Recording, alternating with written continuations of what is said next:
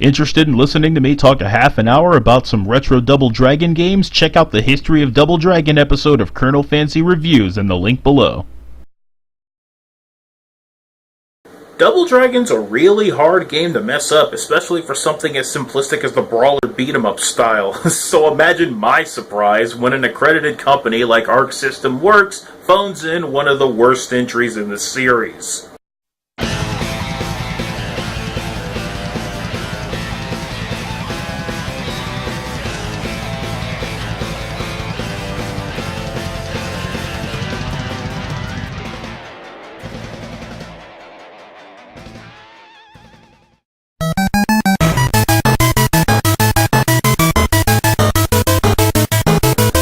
Initial problems with Double Dragon 4 was Arc System Works' decision to use the retro graphics and sprites as opposed to creating their own, whether it be 3D models or the anime style that they use for Hardcore Uprising.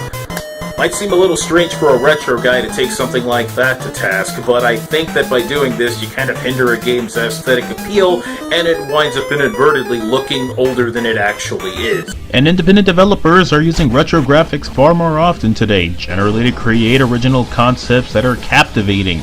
Using mostly the Double Dragon 2 sprites is really unimpressive in 2017.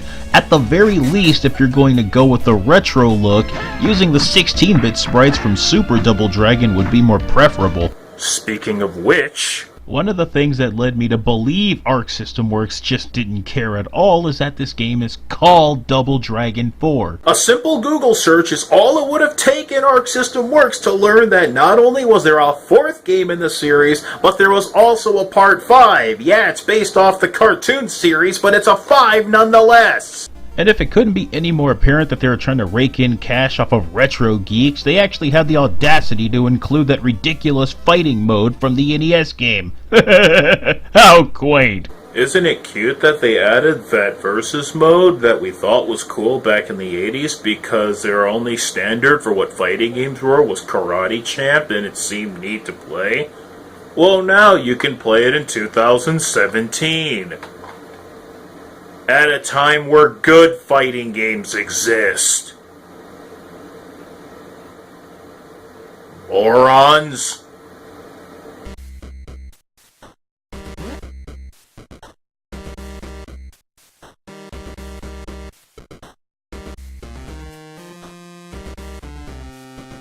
This is entirely unnecessary.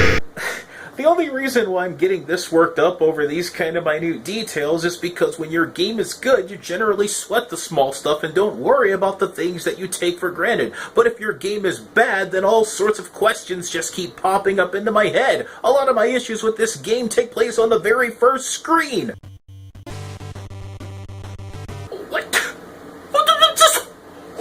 Why is the knife there on the first screen of the game?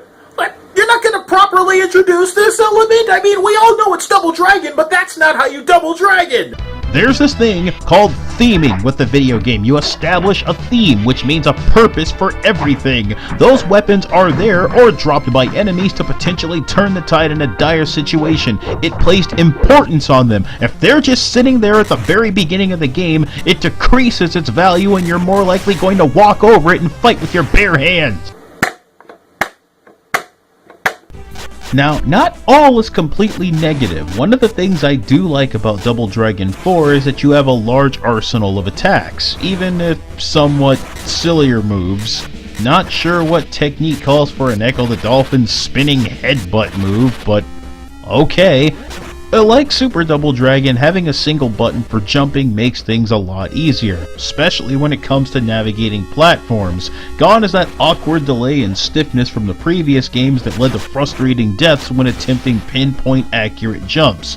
And while a great deal of moves returned from Double Dragon 2 are easier to execute, like that famous knee blast that everyone loves doing so much, you can't particularly change the direction that you're performing the strike in, so you'll get locked into one direction should you try to do the move in immediate succession.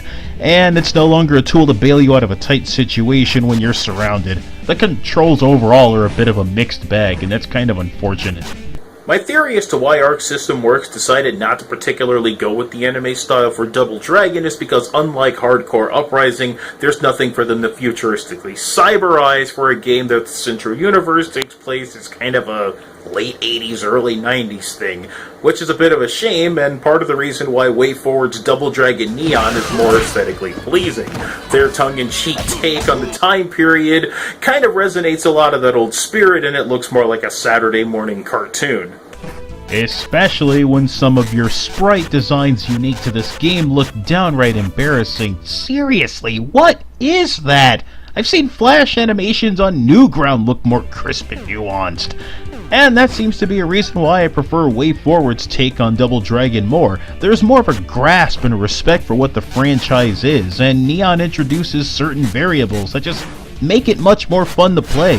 4 might be a little bit easier control-wise, but everything about it feels a step backward, and I prefer Neon much more. Double Dragon 4 may come off looking like a satisfying blast from the past, but it seems to be anything but. It's lazy, feels rushed, doesn't control as well, the action's nowhere near as satisfying as the older games. Sure, it might be worth checking out for $7, but I'd say save your money and buy Double Dragon Neon on PS3 or Xbox 360. It's a far more satisfying game than this. Arc System Works actually put out a really embarrassing game here, and I really can't score it any higher than a 4 out of 10. It's painstakingly below average, but you might find some jollies in it. I didn't.